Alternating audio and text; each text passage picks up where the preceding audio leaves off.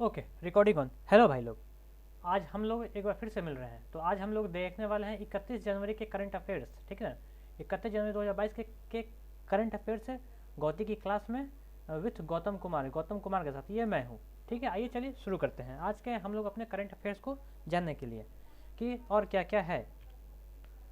तो हमारा जो पहला है ये बिहार स्पेशल है ना। सबसे पहले हम लोग कुछ बिहार स्पेशल देखते हैं। हम लोगों ने बिहार को हमेशा से ऊपर रखा है। चलिए, जो सबसे पहला कार्यक्रम है जो यहाँ पर शुरू किया गया है कि कोई बच्चा नहीं माता भी छूटे नहीं। कोई सॉरी यहाँ पे कोई बच्चा पीछे नहीं माता भी छूटे नहीं। कोई बच्चा पीछे नहीं होना चाहिए था, कोई बच्चा पीछे नहीं होना चाहिए था। ये थोड़ा सा टाइपिंग एरर आ गया है और कोई बात नहीं। कोई बच्चा पीछे नहीं, ठीक है। माता भी छूटे नहीं, ठीक है। यही है, कोई बच्चा पीछे नहीं माता भी छूटे नहीं। इस कार्यक्रम का शुरुआत किया गया है। तो अभी बिहार सरकार ने इस कार्यक्रम का शुरुआत किया है। तो क्यों किया है और कहाँ पे किया है, आइए थोड़ा इसके बारे में हम लोग जान लेते हैं। तो अभी राज्य के 9 जिलों में कितने राज्य के 9 जिलों में 9 जिलों में संचालित मतलब इस कार्यक्रम का संचालन जारी है। कौन सा कार्यक्रम का? कोई बच्चा पीछे नहीं माता भी छूटे नहीं कार्यक्रम को संपूर्ण राज्य में लागू करने का सरकार ने निर्णय लिया है। अभी इसने केवल 9 राज्य को चुना है, ठीक है ना। अभी कौन कौन सा राज्य अभी निकल कर सामने नहीं आया है, ठीक है ना। अभी इसने एक पायलट प्रोजेक्ट उसने इस कार्यक्रम को लॉन्च किया है। जब उन 9 जिलों में ये सब कुछ ठीक हो जाएगा तब फिर उसके बाद से ये पूरे बिहार में लागू हो जाएगा। चलिए थोड़ा इसके बारे में जान लेते हैं। तो सरकार द्वारा संचालित महादलित दलित एवं अल्पसंख्यक व अति पिछड़ा वर्ग अक्षर अंचल योजना के तहत एक योजना है जिसका नाम है अक्षर योजना। इसके तहत 9 जिलों में यह कार्यक्रम को शुरू किया गया है। ये इसलिए शुरू किया गया है ना क्योंकि जो भी अल्पसंख्यक है, जो कि दलित और जो महादलित है ना, उनको थोड़ा शिक्षा में मजबूती आए। मतलब कि वे लोग थोड़ा सा और एजुकेशन पर ध्यान दें। मतलब कि उनके एजुकेशन के ध्यान देने के लिए अभी बिहार सरकार ने इस कार्यक्रम का शुरुआत किया है। आगे चलते हैं। तो हमारा अगला है शैवाल गुप्ता। कहाँ गया? हाँ, यहाँ पे शैवाल गुप्ता एवं आचार्य चंदना जी को पद्मश्री। अभी ये दोनों विभूति हैं बिहार की, ठीक ना। अभी इन दोनों को पद्मश्री देने का घोषणा किया गया है। थोड़ा देखिए, जो भी बिहार का कॉमन लोग है इन लोगों को तो नहीं जानता है, लेकिन इन दोनों को पद्मश्री मिल रहा है तो इसके पीछे जरूर कोई कारण होगा।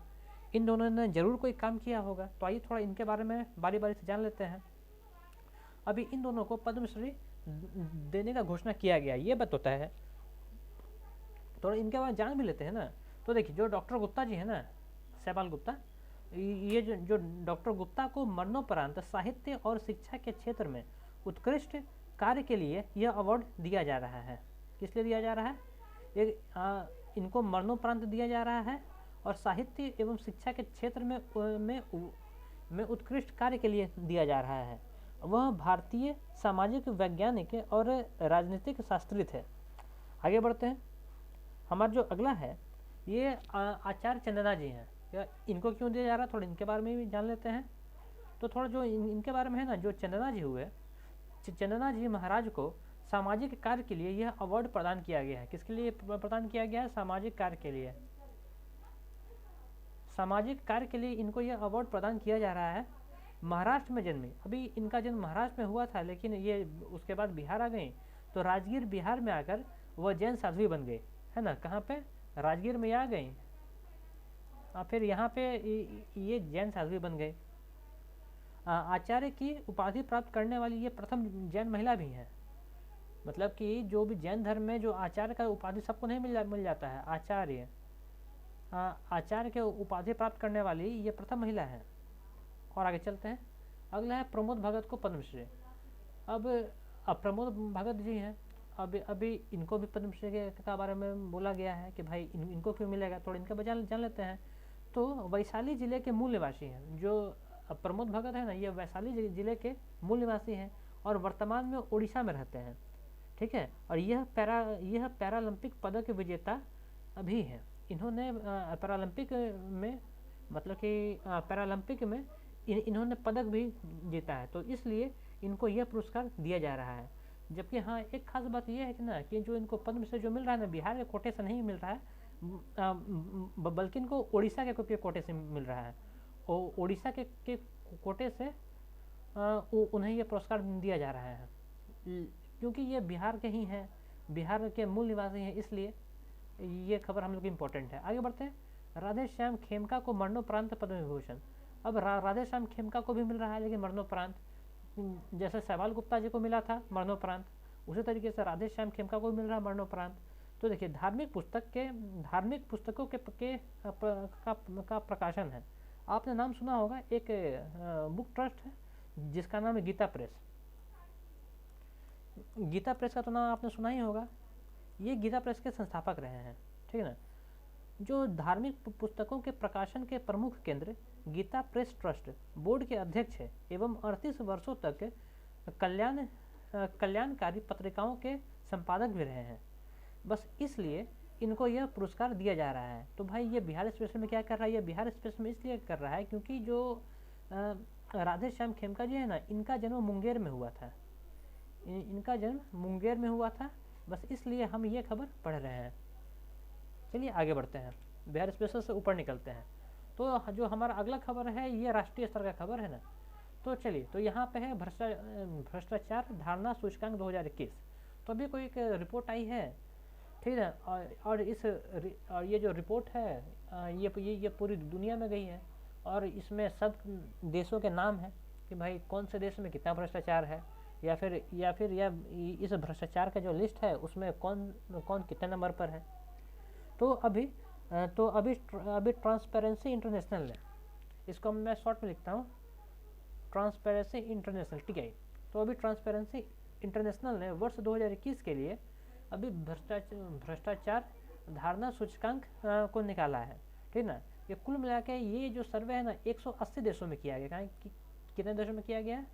कुल मिला के 180 देशों में ये सर्वे किया गया है, ठीक है ना। और इसमें हुआ क्या है ना, तो थोड़ा अब हम लोग अपने के बारे में जान लेते हैं। तो इसमें जो भारत का जो रैंकिंग रहा है, भारत को इसमें 40 नंबर मिला है। भारत को इसमें 40 नंबर मिला है, और 40 नंबर के साथ ये 85वें स्थान पर है। भारत को इसमें 40 नंबर मिला है, और 40 नंबर के साथ भारत 85वें स्थान पर है। समझ रहे हैं? तो कहने का मतलब है कि भारत 50वें स्थान पर है, और ये भी बोला जा रहा है कि एक दशक से, मतलब पिछले एक दशक से भारत का जो भ्रष्टाचार है वो स्थिर बना हुआ है, ठीक ना। तो ये जो रैंकिंग है ना, आखिर ये रैंकिंग बनाने का आधार क्या होता है, थोड़ा इसके बारे में जानते हैं। कि यह रैंकिंग देशों में सार्वजनिक क्षेत्रों में भ्रष्टाचार के आधार पर बनाई जाती है, ठीक है। इसके आधार पर भ्रष्टाचार धारणा सूचकांक जारी की जाती है, ठीक है। थोड़ा बात तो समझ में आ रहा है ना। तो आखिर भारत इसमें 40वें स्थान पर है, मतलब कि भारत को 40 नंबर मिला है और वो 50वें स्थान पर है। तो भाई टॉप किसने किया है? तो इस पर टॉप किसने किया है? तो जो इसमें टॉप करने वाले 3 देश हैं, अब पहला डेनमार्क, फिनलैंड और न्यूजीलैंड, है ना। डेनमार्क, मैं हिंदी में लिखता हूँ, डेनमार्क,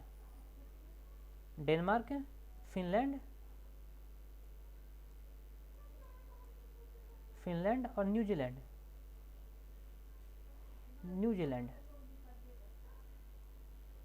ये 3 देश संयुक्त रूप से इस सूचकांक पर टॉप पर है, मतलब कि जहाँ की भ्रष्टाचार नहीं है, और इन सबों को 88 नंबर मिला है, ठीक है ना। जब बहुत अच्छा बात है। तो आखिर सबसे आखिरी स्थान पर कौन रहा है? तो सबसे आखिरी स्थान पर रहा है सूडान। कौन रहा है? सूडान सबसे आखिरी नंबर पर रहा है। इसको कितना नंबर मिला? इसको 11 नंबर मिला है। ये 100 नंबर की रेटिंग थी। यहाँ 0 से लेकर के 100 तक के अंक दिए गए थे। जिसका अंक जितना ज़्यादा होगा वो भ्रष्टाचार के रिपोर्ट में उतना अच्छा होगा, जिसका कम होगा उसका स्थिति उतना बड़ा होगा। सूडान को 11 अंक मिले हैं। तो सूडान में सबसे ज़्यादा ये है, मतलब कि भ्रष्टाचार फैला हुआ है। आगे बढ़ते हैं। वर्ल्ड इकोनॉमिक आउटलुक रिपोर्ट, इसके बारे में बात कर लेते हैं ना।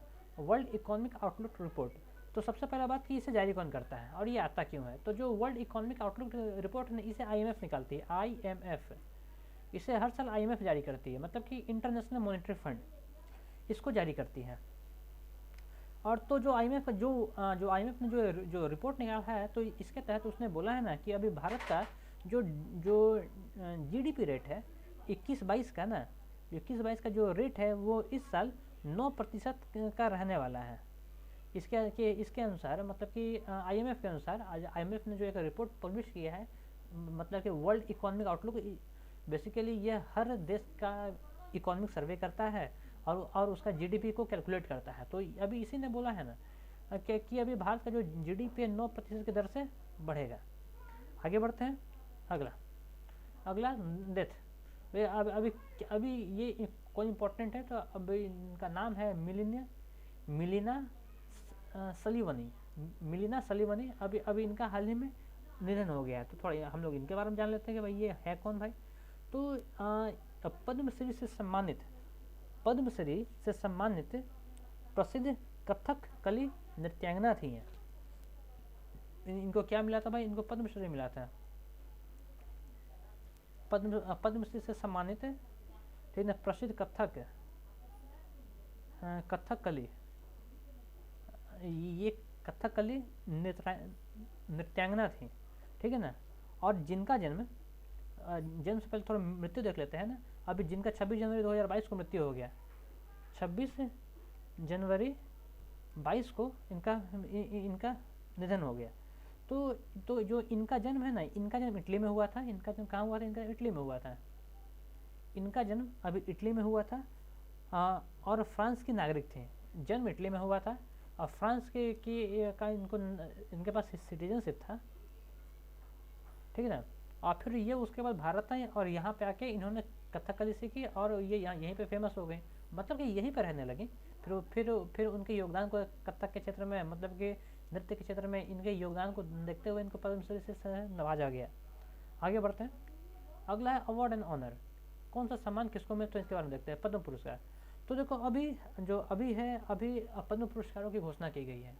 अभी पद्म पुरस्कारों की घोषणा की गई है। इस बार कुल मिला के 128 लोगों को, अभी 128 लोगों को पद्म पुरस्कार के लिए नामित किया गया है, जिसमें से नामित किया गया है।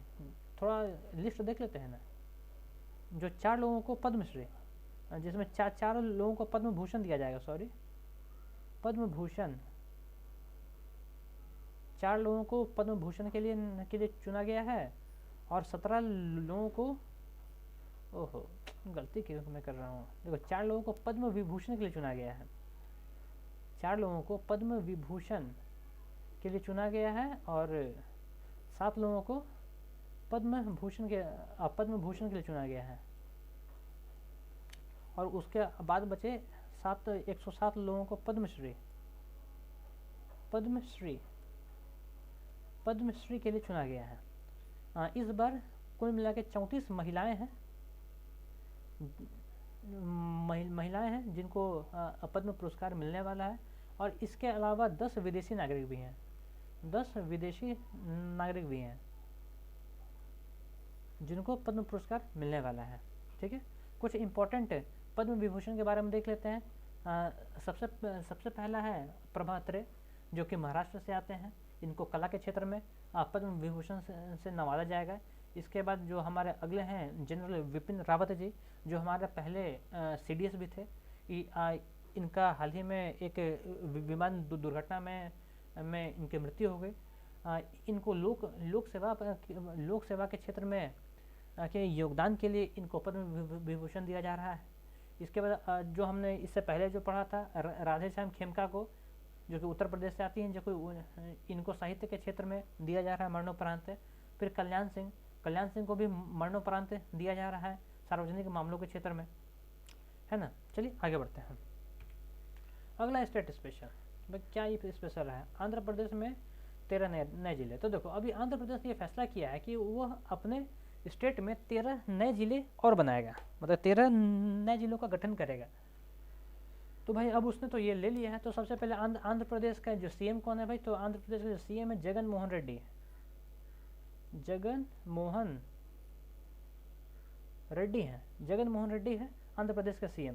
तो अभी इन्होंने ये फैसला लिया है कि ये अपने राज्य में 13 नए जिले बनाने के बारे में बात कर रहे हैं।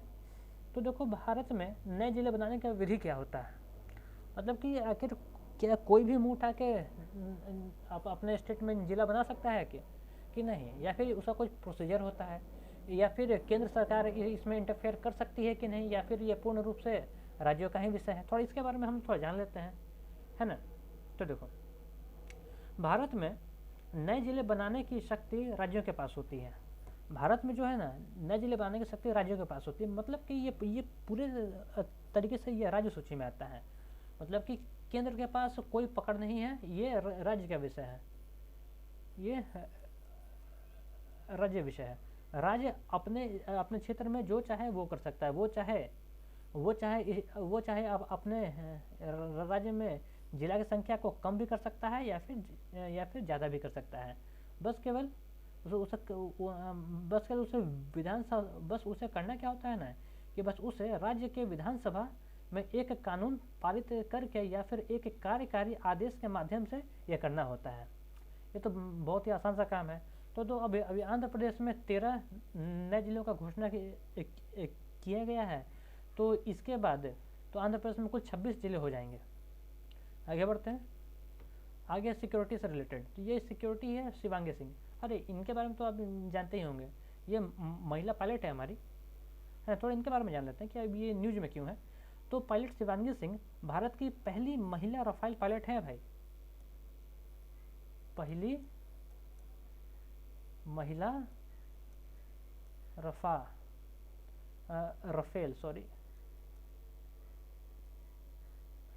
रफेल पायलट है,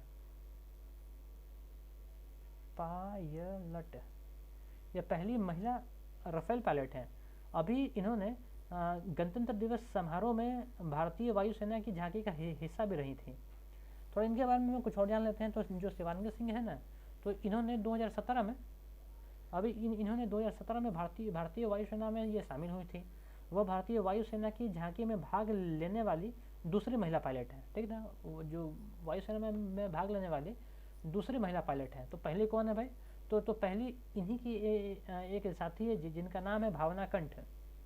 कौन है भावना कंठ? भावना कंठ इन्हीं के साथी है जो कि पहली महिला पायलट थी जिन्होंने ये जो गणतंत्र दिवस समारोह में हिस्सा लिया था। अब ये दूसरी महिला पायलट बन गई है जिन्होंने गणतंत्र दिवस समारोह में हिस्सा लिया है। आगे बढ़ते हैं। अगला है इम्पोर्टेंट डे, मतलब कि इम्पोर्टेंट डे में हम लोग देखें राष्ट्रीय पर्यटन दिवस। थोड़ा राष्ट्रीय पर्यटन दिवस के बारे में जान लेते हैं भाई, ये क्या है। तो हर साल 25 जनवरी को राष्ट्रीय पर्यटन दिवस के रूप में मनाते हैं। हाँ देखिए, मुझे पता है कि हम लोग थोड़ा देर हो गए हैं कि आज 25 तारीख नहीं है, ठीक है, लेकिन फिर भी मैं छूट गया है, मैं आगे से ध्यान रखूँगा। हम लोग 25 जनवरी को राष्ट्रीय पर्यटन दिवस के रूप में मनाते हैं। तो भारत सरकार ने देश को अर्थव्यवस्था के लिए पर्यटन के माध्यम से जागरूकता बढ़ाने के लिए इस दिवस को स्थापित किया था या फिर किया है। इसका मुख्य उद्देश्य है पर्यटन के महत्व और इसके सामाजिक, राजनीतिक, वित्तीय और सांस्कृतिक मूल्य के बारे में वैश्विक समुदाय के बीच जागरूकता पैदा करना। मतलब कि हम लोग को पर्यटन के बारे में जागरूकता पैदा करेंगे, लोग बाहर से अंदर घूमने आएंगे तो यहाँ का अर्थव्यवस्था सुधरेगा, है ना। यही बात है। आगे चलते हैं। आगे कुछ भी नहीं है। तो ये हमारा सारा स्लाइड ख़त्म हो गया है। तो जब सारा स्लाइड ख़त्म हो गया है तो मैं चाहता हूँ कि एक बार हम लोग क्विक रिवीजन कर लें। चलिए रिवीजन करते हैं। चलिए, पहला स्टेट स्पेशल था, कोई बच्चा पीछे नहीं, माता भी छूटे नहीं। कार्यक्रम का शुरुआत अभी बिहार में किया गया है। ये अभी एक पायलट प्रोजेक्ट है जिसे भी 9 जिलों में लागू किया जाएगा। अगर ये पायलट प्रोजेक्ट सफल रहा तो इसे पूरे स्टेट में लागू कर दिया जाएगा, ठीक है। शलभा गुप्ता और आचार्य चंद्रा को पद्म पुरस्कार के लिए नामित किया गया है ना। इनको मरणोपरांत नामित किया गया है। आगे प्रमोद भगत को भी पद्म पुरस्कार के लिए नामित किया गया है, लेकिन उड़ीसा के कोटे से नामित किया गया है, हालांकि ये बिहार के हैं। राधेश्याम खेमका को भी पद्म विभूषण के लिए नामित किया गया है। ये गीता प्रेस ट्रस्ट के संस्थापक रहे हैं, है ना। ये के रहे हैं। इनका जो कनेक्शन है ये मुंगेर से है, तो इसलिए हम लोग इनको यहाँ पे पढ़ रहे हैं। आगे चलते हैं। इंटरनेशनल भ्रष्टाचार सूचकांक, भ्रष्टाचार धारणा सूचकांक 2021। तो अभी आईटी ने अपनी एक रिपोर्ट पब्लिश की है, सॉरी टीआई ने, ट्रांसपेरेंसी इंटरनेशनल ने अपने रिपोर्ट पेश की है, जिसमें सारे देश को वहाँ पे फैले भ्रष्टाचार के हिसाब से नंबर दिए गए हैं और उनके रैंकिंग भी तय की गई है। तो भारत को मिले हैं यहाँ पे 40 नंबर, और उस हिसाब से भारत 50वें स्थान पर है। तो और सबसे ज़्यादा नंबर मिले हैं 88 नंबर 3 देशों को, डेनमार्क को, फिनलैंड को, न्यूजीलैंड को। उस हिसाब से ये लोग सबसे टॉप पर हैं। और जो सबसे कम नंबर मिला है वो है 11 नंबर, ये सूडान को मिला है, जो कि सबसे टॉप पर है, मतलब नीचे से टॉप पर है। आगे बढ़ते हैं। World economic outlook. तो IMF हर साल एक सर्वे निकालता है, मतलब ये पूरा साल निकालता ही रहता है, ठीक ना। तो इस बार इसने सर्वे जारी किया है, और सर्वे में ये हर देश को बताता है कि भाई आपके यहाँ पर इस बार का जीडीपी रेट कैसा रहेगा। तो इसने हम लोगों के बारे में बताया कि जो भारत का जो जीडीपी रेट है 2021 के लिए वो 9% रहने वाला है। आगे बढ़ते हैं। इम्पोर्टेंट डेट है सिल्विना मिलिना सिल्वी का अभी 26 जनवरी को देहांत हो गया है। ये इम्पोर्टेंट इसलिए है क्योंकि इनको पद्मश्री पुरस्कार से नवाजा गया था। ये कथकली की बहुत ही प्रसिद्ध नृत्यांगना थी।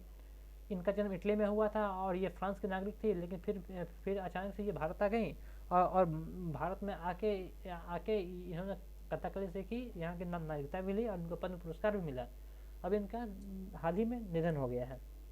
आगे बढ़ते हैं। Award and honour. तो पद्म पुरस्कार, तो इस बार 128 लोगों को पद्म पुरस्कार देने की बात कही गई है। इसमें से 34 महिलाएं हैं और 10 विदेशी लोग हैं। विदेशी लोग में NRI भी आते हैं, ठीक ना। तो इसमें से 4 पद्म विभूषण दिया गया है, 17 पद्म भूषण दिया जाएगा और 107 पद्मश्री दिया जाएगा। आगे बढ़ते हैं। State special. अभी आंध्र प्रदेश के गवर्नर ने यह तय किया है कि वो अपने स्टेट में 13 नए राज्यों का गठन करेंगे।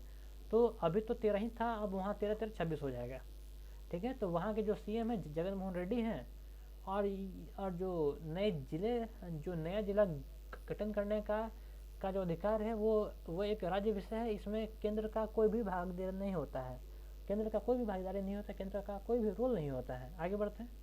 अगला सिक्योरिटी। शिवानगी सिंह अभी हाल ही में न्यूज में इसलिए हैं क्योंकि इन्होंने अभी गणतंत्रता दिवस समारोह के परेड में हिस्सा लिया था, ठीक है। और ये ऐसा करने वाली दूसरी महिला हैं। इससे पहले भावना कंठ ने हिस्सा लिया था, वो पहली महिला थे। और साथ ही शिवानगी सिंह राफेल उड़ाने वाली पहली महिला पायलट भी बनी है। आगे चलते हैं। इम्पोर्टेंट है पर्यटन दिवस। हम लोग हर साल 25 जुलाई को विश्व पर्यटन दिवस मनाते हैं भाई। क्यों मनाते हैं भाई? ताकि लोग हम लोग के यहाँ घूमने के लिए आए। इससे हम लोग को इकॉनमी को भी बूस्ट मिलेगा। इसलिए हम लोग हर साल 25 जनवरी को राष्ट्रीय पर्यटन दिवस के रूप में मनाते हैं। आगे चलते हैं। अच्छा, ये यहीं पे है, तो चलिए ठीक है भाई लोग, इतना समय सब्र करने के लिए बहुत बहुत धन्यवाद। आप हमारे साथ यूँ ही बने रहें और मैं आपके लिए यूँ ही वीडियोज़ बनाता रहूँगा। तब तक के लिए बाय बाय। हम लोग फिर से मिलते हैं। Take care.